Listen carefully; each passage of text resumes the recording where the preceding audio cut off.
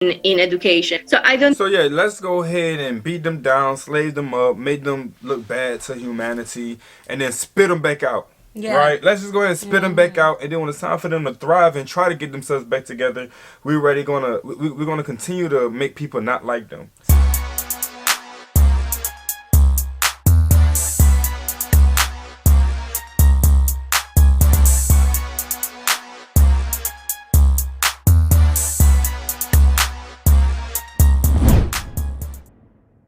What's good, y'all? It's the Demouchet REACT, and we're back with another video. Who we got today, C? Today we're back with another American reaction. Super excited about this video, guys. If you're new to us And we're new to you, make sure you scroll down, hit that subscribe button, and turn on the post notification bell because we're on the road to 100K. And we cannot get there without you guys, all right?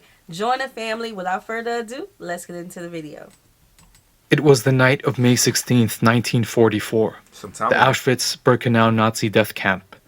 Hundreds of Romani people armed themselves with hammers, pipes, and shovels. They'd been warned the day before that the Nazis planned to execute all 6,000 of them at the camp. Several guards went inside the building to round up the Roma, but they had barricaded themselves. They refused to leave, and the guards had to retreat. Those who fought back that day were eventually killed in August. Even under the most dire circumstances, the Romani people had resisted the Nazis. But decades after the Holocaust, the Roma community continues to experience widespread discrimination. When people talk about the Holocaust, they talk about the tragedy and horror of 6 million Jewish lives being lost to the Nazi war machine. But they never mention the thousands of gypsies that were killed by the Nazis. No one ever wants to talk about that because no one ever wants to talk about the positives. It's centuries of dehumanization. And I think it's so sad that we need to emphasize that we're human, that we're not animals to people, to actually have the right to be respected. This is the story of a brutally targeted community's fight for survival.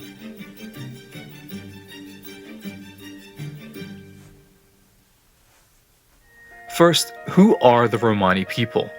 They actually aren't just people from Romania. The Roma are an ethnic group.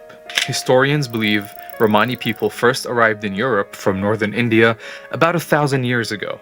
Today, the Romani community can be found all over the world, and they're Europe's largest ethnic minority group, around 12 million people. Like, did you know this guy was Romani? And this originated from the Romani community in Spain? But despite the size and diversity of their community, the Romani people have been fighting against social stigmas for years. A huge stereotype is that all Romani people travel from city to city, never settling in one place.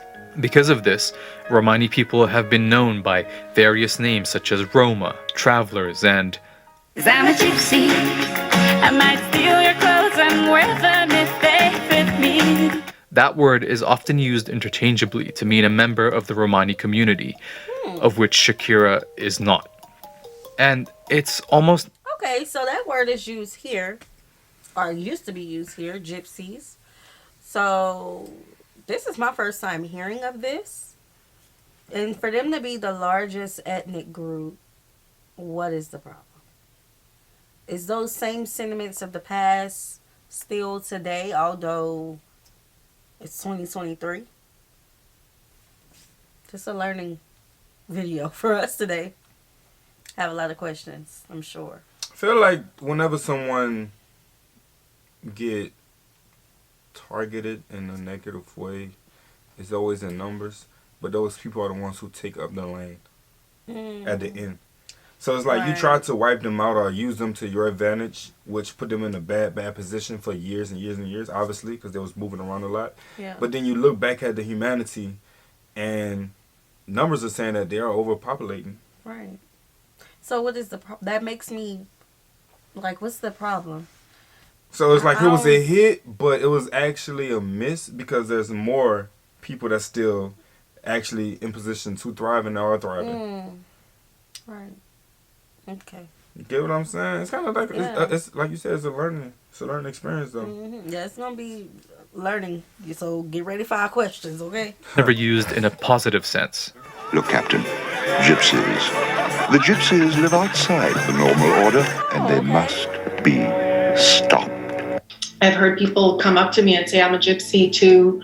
I like to travel, I have a gypsy soul and all of that stuff. But like, it's not a lifestyle. It's not like we decided that we're going to travel around the world because we have nothing else to do. It's because of persecution that the community has been nomadic. The portrayal of the Romani community is a wider problem, rooted in something much deeper. This is part of how racism and anti-Romani racism usually functions. There are all these mythcrafts that are constructed about Roma that make Roma look lazy, criminal, dirty, so that white Europeans don't feel the moral responsibility and the accountability to actually do something about racialized poverty and racism, which are realities of the present time, but are also legacies of a history of injustice. That injustice can be traced back centuries. Beginning in the 1370s, Romani people were forced into chattel enslavement in Romania, which lasted until the late 19th century. And similar to the US, there were no reparations paid to those who had suffered throughout that slavery. All across Europe, Romani people were also subjected to laws suppressing their culture and efforts to exclude them from mainstream society, like being forced to go to segregated schools or prohibited from buying land. I think that there is a lot to say about this whole mythology that Roma do not value education, that Roma do as a culture, we are not interested in education. So yeah, let's go ahead and beat them down, slave them up, make them look bad to humanity, and then spit them back out. Yeah. Right? Let's just go ahead and spit them back out, and then when it's time for them to thrive and try to get themselves back together, we're gonna continue to make people not like them. Systemic racism. Right. So it's like I'm gonna keep you mentally, bind you, and then spit you back out where you have to relearn life and do these things all over again. And then when it's time for you to want to thrive, I already have in place ideology about you.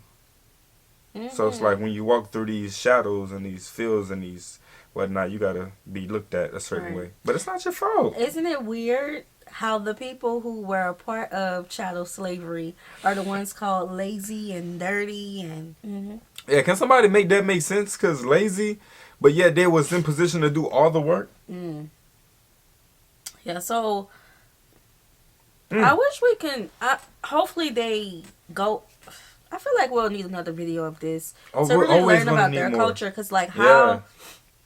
And then there was cartoons about it.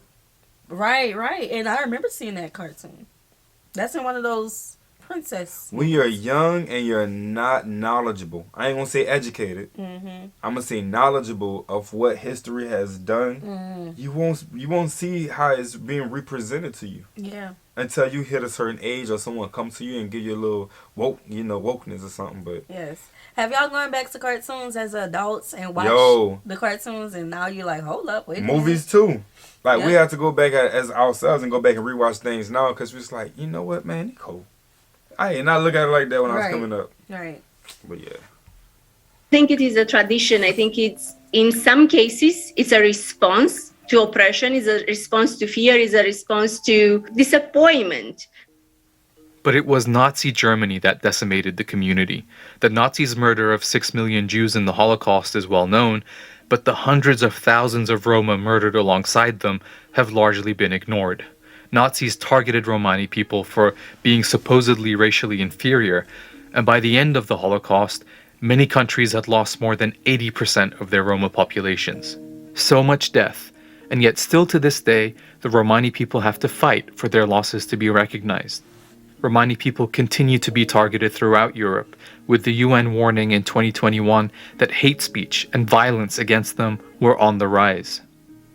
And that's why a lot of folks, especially the most vulnerable ones amongst our community, will stay within the community. And then you could have a PhD, you could be a journalist, you could run a media, and people will still come up to you and say really racist things to you, but also treat you as if you're not worthy of life, you're not worthy of time, you're not human. For instance, the gypsy hunts that were organized in different parts of Europe, including in some of the Nordic countries, the forced sterilization of Romani people, of Romani women, which happened not only in the Czech Republic and Slovakia, but in many other European countries before, during, and after the Holocaust. Today, around 90% of Romani people in Europe live below the poverty line. In some countries, Romani children are forced into segregated schools or special classes. Back in 2013, a Hungarian mayor shut down public water pumps that the Romani community depended on, saying the free water supply was being wasted. And in 2019, Bulgarian officials proposed what they called a Roma integration strategy to limit the number of children Romani women could have by offering free abortions. Poll after poll shows many Europeans hold deeply negative views about the Roma people. The problem is that we face structural inequities. The problem is that we face racist structures. So why don't we fix these racist structures and spaces as opposed to thinking that Roma are inferior? And that's why you can't talk about the current conditions of the Romani community without acknowledging the centuries of discrimination, racism, and oppression. I hope that in the coming years we will not be always othered. But I also hope that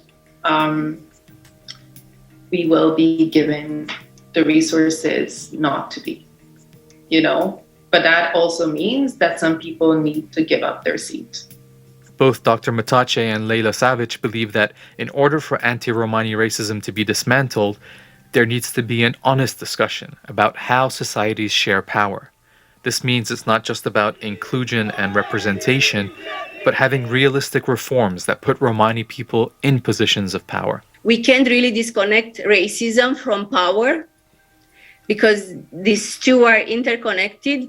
And just like on the night of May 16th, 1944, the Roma community is not backing down. I think that we're a very resilient community, and try to understand what is your role in anti-Gypsyism, right? Like, are you sustaining it or are you challenging it? Whoa, man, what a lot to take in. Racism and power are definitely forced together because I feel like it's put in position to want to have this narrative of how they want to see society and then have the power to do something about what their viewership looks like to them. And then the Holocaust, right? We heard about the Holocaust. Well, everybody did. It was the biggest distraction to what was happening to the Jews. But on side of that, the Romas was going through even worse. Was going through just about the same thing, but nobody ever highlighted that moment. Yeah, they didn't get reparations. And they didn't get reparations. You see, I look at it like this. Yeah, in school there's bullying, but I feel like life is school of hard knocks. And the bullying didn't stop. Because what did they do? What did they do to people? Was recent. What did they do to anybody? That's just like slavery with us. They were born. Right, that's just like slavery though. What did Africans ever do to have to be in position for 300 years of straight bondage? 300 to 400. To 400. Depending on where you are. You gotta add some more digits to that because here it's crazy, it's wild. School of hard knocks is a real thing. People are going through different struggles, bullying, pushed to the side, pushed in trash cans. Like, it's real life. It's real life. Y'all just never cease to amaze us with the topics and stories that y'all want us to bring light to. Man, look, we could talk about the negatives all day long. Sure can, yeah. What can we share about the Roma culture that is positive? Let's shed some positive light on them. Yeah. It seemed like they've just been getting negativity. So let's, excuse me, let's do our part to show who the Roma people truly are. Yeah, I mean, and that's how we look at life in general. There's always going to be problems that we can seek, you know what I'm saying? But what is the solutions to all of it? Like, how can we slowly go ahead and have solutions to it? And for us, it's highlighting the positive instead of, presenting them as negative people of what they've been through for years and how they're still in position. Like let's show them more of a positive side to it. Yeah, because the women who were a part of this news program, Look at them. A PhD. I didn't really look at the other lady, but there's some positive going on, okay? Yeah. So let's shed light on that. Though she did mention, even though they have all of these degrees and certificates, they still get walked up to and get racial slurs. So it goes to show you that it's not about who you are. It's about what you're capable of. Right? They made it. They did things. They was in position to want to get out of these situations. You know what I'm saying? Life has just unavoidable things that we go through every day. But we are in position to get out of it if we really work hard enough. Yes, yes. So we hope you guys enjoyed this video with us. Like this video, subscribe, turn on the post notification bell. We have enabled our super thanks if you like to support the channel that way, as well as our reaction request form is in our description box below. We'll see you soon. Peace.